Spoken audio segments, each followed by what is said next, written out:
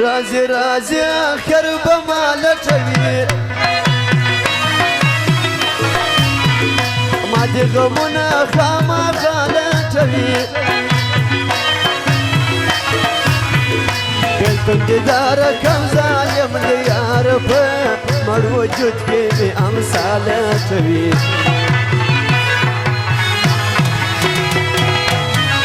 هړي زبان او خپل وجه روي د لاسونو شمشان روي بې وفا یار سره څه وکړم زه موږ د مینې چې کیسې روي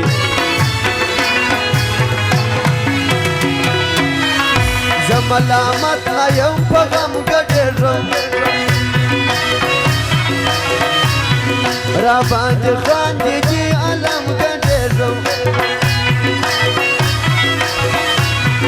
ستا په کوزده کې به نامرد نجلۍ بیا به مې ګورې لکه ډم ګډېږم بیا بیا مې ګورې لکه ډم ګډېږم پرون زما د څانګه په خندا ناستو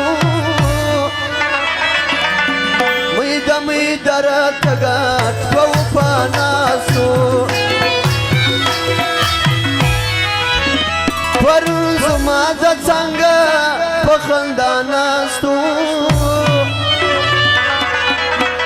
میده راته ګډ په وفا ناستو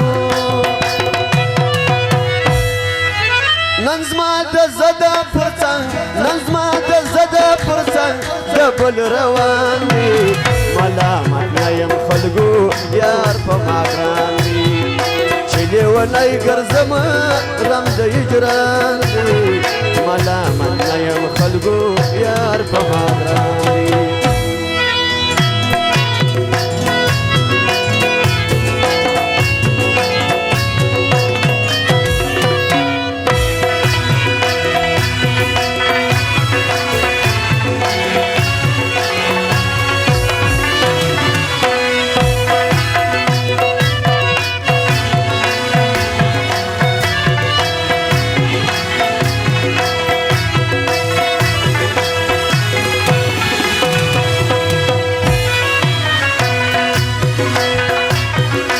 تور غرو باندې ودر یار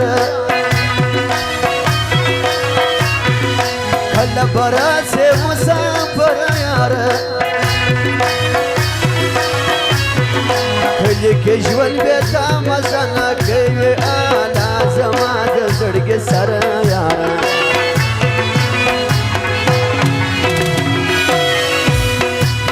د جدایي سخت لمبو خوړم در سستر ګمړو خوړم بیا به بیا باور په خوله ونه کوم تا په درواغو او دوکو خوړم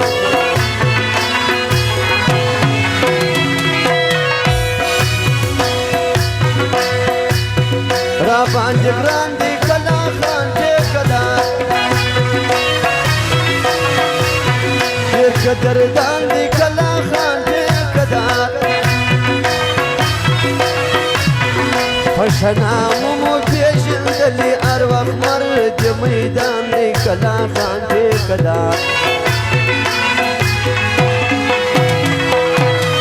بیتا میار نکد زندگی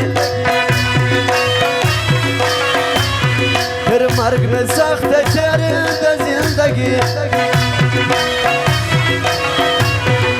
دات چې داسې رانه لرې ګرځې تر څو به وي تیاره تیاره زندګي فرمایش د کلا خان ټیکهدار سید محمد شمشو جور الله پهلوان حاجي نافیت وزیا او حاجي نور احمد عزت خان او دلباري دا دو ملنګو میراجانو د ټولو فرمایش دی کچکی زه همیش د یار پر دروازه وای کچکی زه همیش د یار پر دروازه وای نو ارمان به مې د زړه پر دنیا پراوی نو ارمان به مې د زړه پر دنیا پراوی کشکی زه همیش د یار پر دروازه وای کشکی زه همیش د یار پر دروازه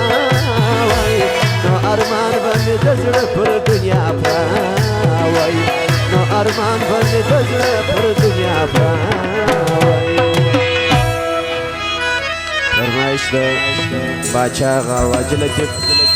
او د جاوید خان فرمایش دی زوی د منک آغا زموږ پیر د کندهار ولاړې الله دې وبخښي سید مرچا آغا بادار ولاړې زوی د منک آغا